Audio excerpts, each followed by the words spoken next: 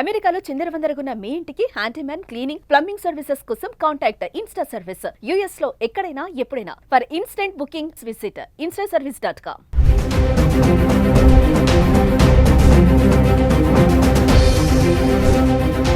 Hi hello నమస్తే, welcome back to Suman TV. ప్రస్తుతం మనతో పాటు ఉన్నారు center for human security studies founder and executive director Kannegante Ramesh Babu గారు.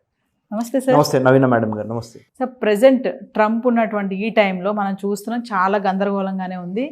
నిర్ణయాలపై నిర్ణయాలు తీసుకుంటున్నారు, కొన్ని అయితే అప్లికేబుల్ కూడా అవుతున్నాయి, కొంతమంది ఇబ్బంది కూడా పడుతున్నారు. అందులో మన స్టూడెంట్సే కావచ్చు, జాబ్ చేసే వాళ్ళు కావచ్చు, అక్కడికి వెళ్ళి ఉండాల్సిన వాళ్ళు కానీ వెళ్ళాలనుకునే వాళ్ళు అందరూ కూడా. మరి ఈ నేపథ్యంలో అసలు మామూలుగా అమెరికా వెళ్ళాలంటే వీసా అనేది ఒక ప్రాసెస్ ఉంది మనకి. అసలు అది ఫస్ట్ కదా స్టాంప్ పడాలి. మీరు ప్రీవియస్ వీడియో చెప్పారు రిజెక్టెడ్ ఆర్ యాక్సెప్టెడ్ అని చెప్పారు, రెండు చెప్పారు. అయితే రిజెక్ట్ లేదంటే యాక్సెప్ట్, వెనక్కి లేదంటే ముందుకి. మరి అసలు వీసా ప్రాసెస్ అనేది ఎలా ఉంటుంది? నేను కొంతమంది చెప్పినట్టు విన్నాను, మా అబ్బాయి అమెరికాలో ఉంటున్నాడు, నేను చూడ్డానికని వెళ్ళాలి, కానీ నాకు వీసా ఇంటర్వ్యూ పెట్టారు, నేను అక్కడ ఫెయిల్ అయిపోయాను. ఏం అంతగనంగా ఏం అడుగుతారు, ఎలా ఫెయిల్ అయ్యారంటే ఆవిడ ఏదో మాట్లాడలేకపోయారంట, అడిగిన క్వశ్చన్కి ఆన్సర్ చేయలేకపోయారంట, రిజెక్ట్ అయిపోయారు, వెళ్ళడానికి ఛాన్స్ లేదు వాళ్ళ అబ్బాయి దగ్గరికి. అసలు ప్రాసెస్ అనేది ఎలా ఉంటుంది సార్? అసలు అంత ఇప్పుడున్న సిచ్యువేషన్లో ఆ ఇంటర్వ్యూ చేసే అతను ఆ వీసా ఆఫీసర్ యొక్క మరి అదంతా ఒక్కసారి మా వ్యూవర్స్కి. వీసా అంటే వేరే దేశం మీద కాలు మోపటానికి అనుమతి పత్రము. అంతే, రైట్. అది వీసా అంటే ఏంటి అనేది ముఖ్యంగా మా కష్టాలు కూడా ప్రేక్షకులు గమనించాలి. కొద్దిగా ఇంగ్లీష్లో మాట్లాడితే ఇంగ్లీష్లో మాట్లాడారు అంటారు మమ్మల్ని, పూర్తిగా తెలుగులో మాట్లాడితే మీకు ఇంగ్లీష్ రాదా అంటారు. సో మేము చాలా ఇది ఒక త్రిశంకు స్వర్గం అనమాట, ఇటు ఉండాలని. సో బ్యాలెన్స్డ్గా ఇంగ్లీష్ వచ్చిన వాళ్ళకి, ఇంగ్లీష్ రాని వాళ్ళకి, మన వాళ్ళందరికీ అర్థమయ్యే విధంగా మాట్లాడతాను బాబు. ఏమన్నా చిన్న చిన్న కరెక్షన్స్ ఏమన్నా ఉంటే కూడా తర్వాత హెల్ప్ చేస్తాము, దయచేసి మీరు పాజిటివ్గా స్వీకరించండి. నెంబర్ 1, వీసా అంటే వేరే దేశానికి ఒక అనుమతి పత్రం అండి. Number 1. Okay, American visa right now in 21st century in 2025 in the month of April, 10th of April, you and me are talking in Hyderabad. Right? 10th April 2025 సంవత్సరంలో హైదరాబాద్లో కూర్చొని మనము అమెరికా వెళ్తానికి టు స్టార్ట్ విత్ అమెరికా, తర్వాత other countries కూడా వీసాకి సంబంధించి ఎటువంటి జాగ్రత్తలు తీసుకోవాలో చెప్తాను. మనం అమెరికా గురించి ప్రస్తుతానికి ఎందుకు మాట్లాడుతున్నాం అంటే, మరి మనవాడు ఉన్నాడు కదా పెద్ద ఆయన, మన డొనాల్డ్ ట్రంప్ గారు. డొనాల్డ్ ట్రంప్ గారి యొక్క వ్యవహార ధోరణి మీ అందరికీ ఈ పాటికి తెలిసే ఉంటుంది. సారు మరి ఒక్కొక్క రోజు ఒక్కొక్క మూడు ఉంటుంది సార్కి, ఆ మూడుని బట్టి నిర్ణయాలు మారుతూ ఉంటాయి.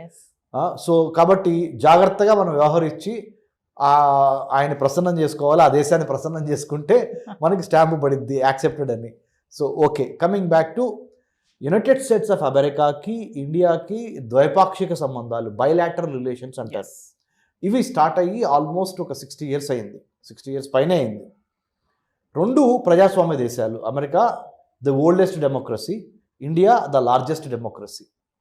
సో పొలిటికల్గా చూసినా, రాజకీయ పరంగా చూసినా కానీ రెండు ప్రజాస్వామ్య దేశాలు కాబట్టి, రెండు రాజ్యాంగం ద్వారా పరిపాలించబడుతున్నాయి కాబట్టి, రెండిటికి బ్రిటిష్ వాడు ఒకప్పుడు బాస్. వాడిని తరిమేసి మనం స్వతంత్రం తెచ్చుకున్నాం. అమెరికా కూడా అంతే, ఇండియా కూడా అంతే. ఈ విషయం కూడా మన ప్రేక్షకులకు చెప్పాలి.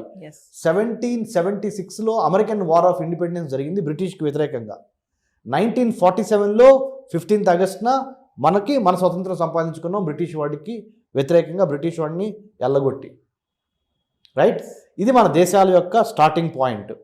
1789లో American first president George Washington నుంచి మన ప్రెసిడెంట్ ఆఫ్ ఇండియా ఎవరు?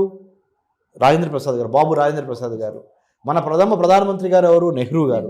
అక్కడి నుంచి ఇప్పటికి అంటే 1947 నుంచి ఇవాళ వరకు, 1776 నుంచి ఇవాళ వరకు ఇటు అమెరికా ఇటు ఇండియా. సో 1947లో మనం భారతదేశం 15th August మన స్వతంత్రం వచ్చిన తర్వాత నుంచి ఇండియాకి అమెరికాకి మధ్య ఈ ద్వైపాక్షిక bilateral relationship, people to people contact, trade contact, tourism contact, technology contacts and more than anything else.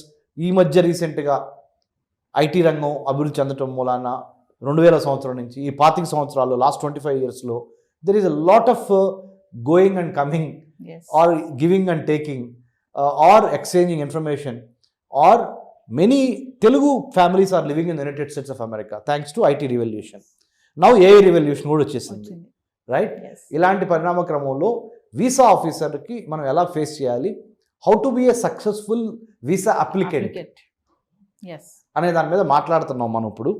కాబట్టి మాట్లాడటానికి మీరెవరు సార్, మీకేం అర్హత ఉందన్నప్పుడు I'm a qualified PhD in American studies. I'm not like other analysts where they come with some degree and they talk about American government politics and foreign policy, which I don't approve, because when you say something, you need to have a proper research and qualification to say Yes. something. So after thorough research, I am talking.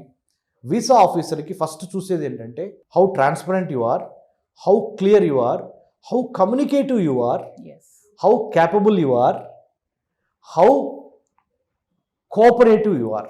Yes ఈ 5 C's చూస్తారు వాళ్ళు. ఈ 5 C's ఒక visa officer మిమ్మల్ని ఆ 1 minute scan చేస్తారు.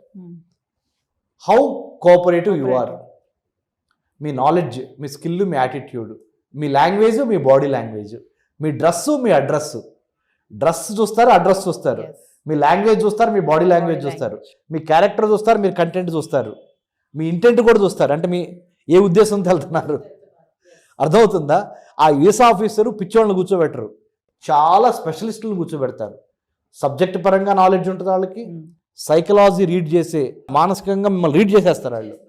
ఇప్పుడు అబద్ధం చెబుతున్నాడా, నిజం చెబుతున్నాడా, దొంగ మాటలు చెబుతున్నాడా, మొత్తం రీడ్ చేస్తారు. మరి ముఖ్యంగా మీరు వెళ్ళక ముందలే మీ గురించి వాళ్ళు కొంత రీసెర్చ్ చేసి, మీ డిజిటల్గా సోషల్ మీడియా కానీ ఇంకోటి కానీ ఆ సమాచారం కూడా ఉంటుంది.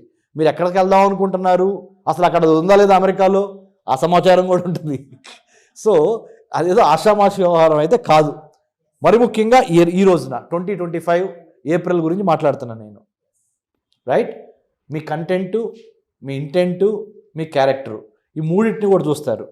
How cooperative you are in the interview, how much of clarity you have on what you wanted to go, why you wanted to go, ఎందుకు వెళ్ళాలనుకుంటున్నారు, ఎలా వెళ్ళాలనుకుంటున్నారు, ఎప్పుడు వెళ్ళాలనుకుంటున్నారు, మీ దగ్గర ఉన్న ఫండింగ్ ఏంటి, మిమ్మల్ని పిలిచిన వాళ్ళు ఎవరు, అక్కడ హోస్ట్ ఎవరు, మీరు గెస్ట్గా వెళ్దామనుకుంటున్నారా, B1 B2 మీద వెళ్దాం అనుకుంటున్నారా, F1 మీద వెళ్దాం అనుకుంటున్నారా, M1 మీద వెళ్దాం అనుకుంటున్నారా, లేదా మీరు అన్నిటికీ మించి H1B మీద వెళ్దాం అనుకుంటున్నారా, ప్రతి దాని మీద వాళ్ళకి ఒక క్లారిటీ ఉంటుంది. అదే క్లారిటీ మీకు ఉందా లేదా అని వీసా ఆఫీసర్ చూస్తాడు.